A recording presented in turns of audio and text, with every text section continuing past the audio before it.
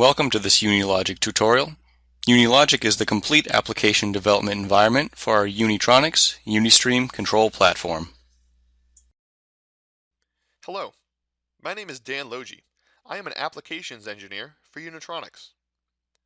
The UniStream now supports the popular protocol Ethernet IP, a common industrial protocol. This tutorial will overview Ethernet IP, then demonstrate Ethernet IP communication using two UniStream controllers.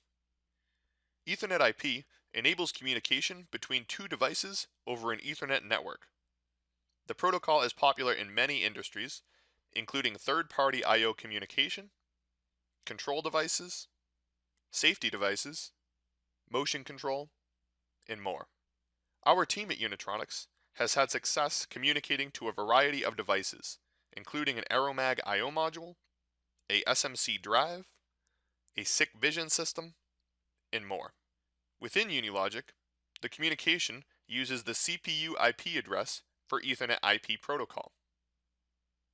The Ethernet IP parameters are defined in a configurator within UniLogic.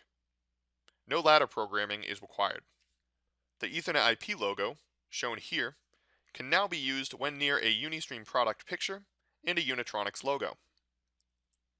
Let's discuss Ethernet IP terminology. An Ethernet IP device can function as a scanner or adapter. A scanner, also known as originator, establishes the connection with Ethernet IP adapters. The scanner controls the Ethernet IP session and can both read data from and write data to adapters. In this way, it can be thought of as the master. An adapter, also known as a target, is accessible to an Ethernet IP scanner device. In this way, it can be thought of as a slave. Three assemblies are possible. Assemblies are groups of data available for transfer. Input assembly represents information sent from the adapter to the scanner. Output assembly represents information sent from the scanner to the adapter.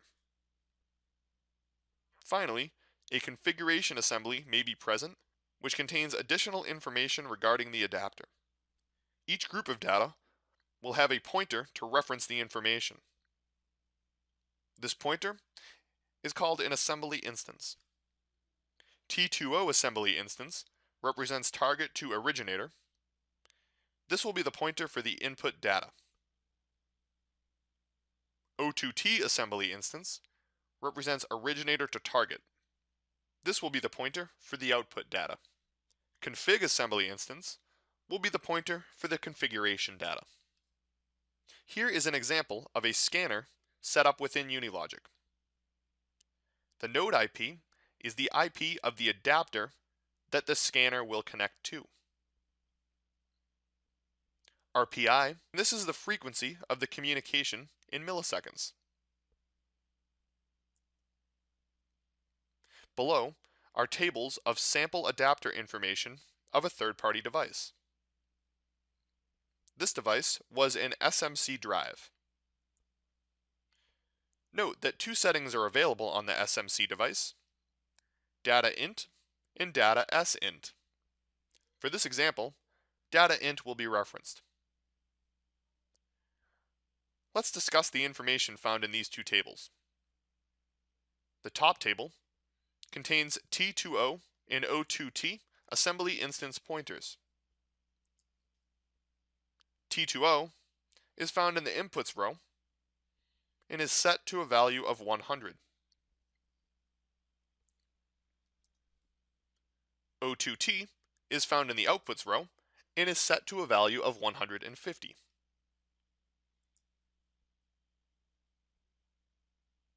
The information structures can be found in the lower table.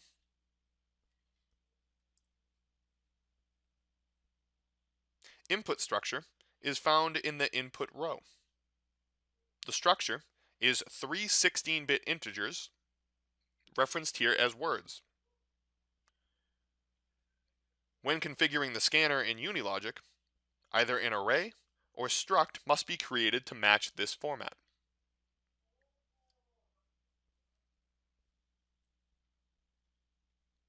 output structure is found in the outputs row. The structure is two 16-bit integers, referenced here as words. When configuring in UniLogic, either an array or struct must be created to match this format. Notice the structure for configuration is 0. This is common and is an indication that no configuration information is present on the adapter. When the UniStream is configured as an adapter, shown here, you determine which data tags may be accessed by the scanner. The tags linked to the input and output parameters will be available to the Ethernet IP scanner.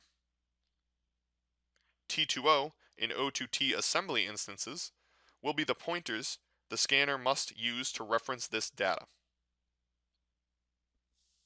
Now, let's open UniLogic to demonstrate Ethernet IP communication. The goal will be to configure an adapter and a scanner and have the two communicate. First, the adapter will be configured. Prior to this tutorial, two global structs have been created for the adapter example. One for input from the scanner. Within the struct, there is an array of 8 bits and an array of 2 integers. There has also been a struct created for outputs to scanner. Within the struct is an array of 16 bits. An HMI display has also been created, called adapter. On the HMI display, the two structs have been linked. Inputs on top, outputs on the bottom.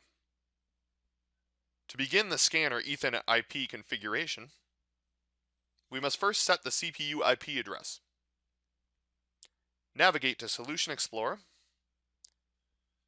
PLC Communications, Physical, and finally, CPU Ethernet. To the right, give the CPU a unique IP address on the network. For this example, an IP address of 10.2.2.75 will be used, and a gateway of 10.2.2.254 will be used. Next, navigate to PLC Communications, to Protocols, Ethernet IP, and finally Adapter. Add a new adapter node. The node name is reference only. O2T assembly instance is set to 100 and cannot be modified. This will be the pointer. Under Inputs, link a tag that the scanner will write to.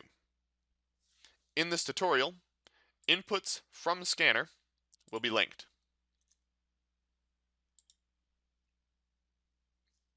Input size updates to 5 bytes based on the tag linked. T2O assembly instance is set to 101 and cannot be modified. In this tutorial, outputs to scanner will be linked.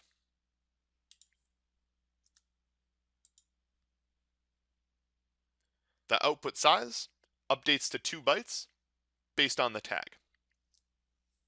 The adapter is now configured. As a final note, in the tag database, an adapter node struct has been created. Within it are parameters to monitor communication. Now download.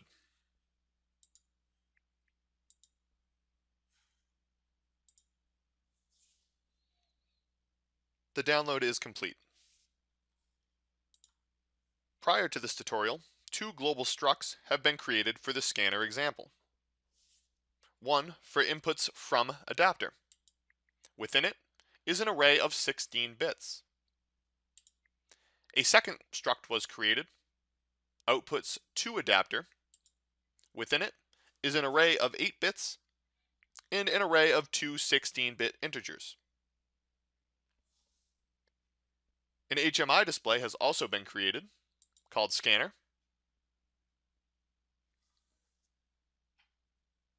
The information from the input struct is linked to the top, and the information from the output struct is linked at the bottom. To begin the scanner Ethernet IP configuration, we must first set the CPU IP address.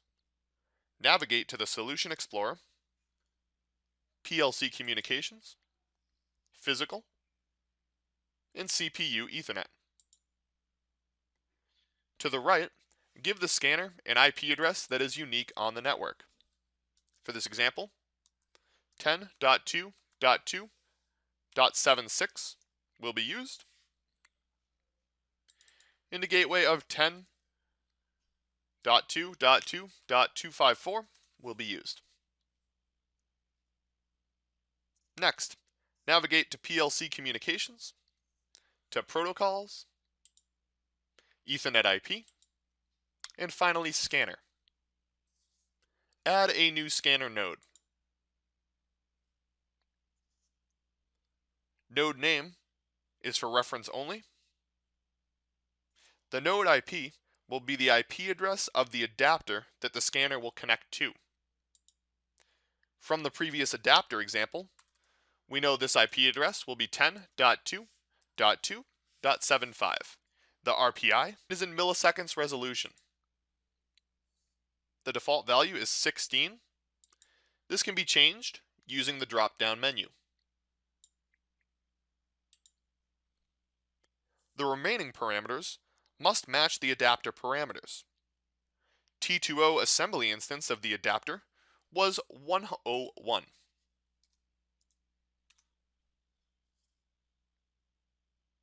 A struct to match the adapter's data must be linked. In this tutorial, inputs from adapter will be used.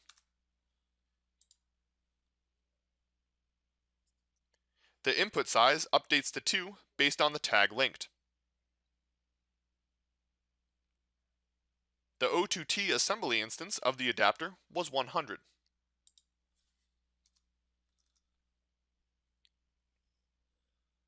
Under outputs, a struct must be linked to match the adapter's information. In this tutorial, outputs to adapter will be used.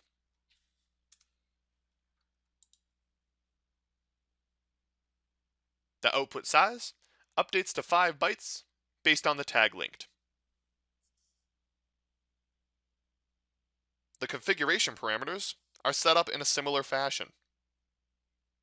In this tutorial, no configuration exists, therefore will not be used.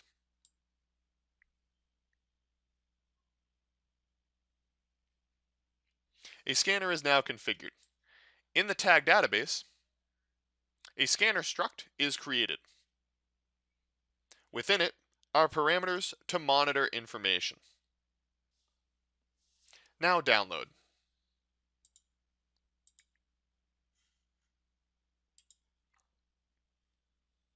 The download is now complete.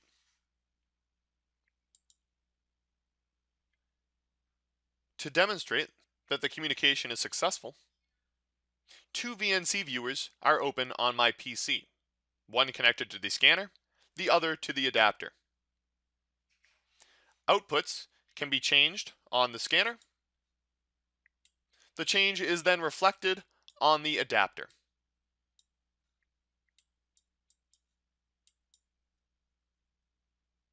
Similarly, outputs can be modified on the adapter.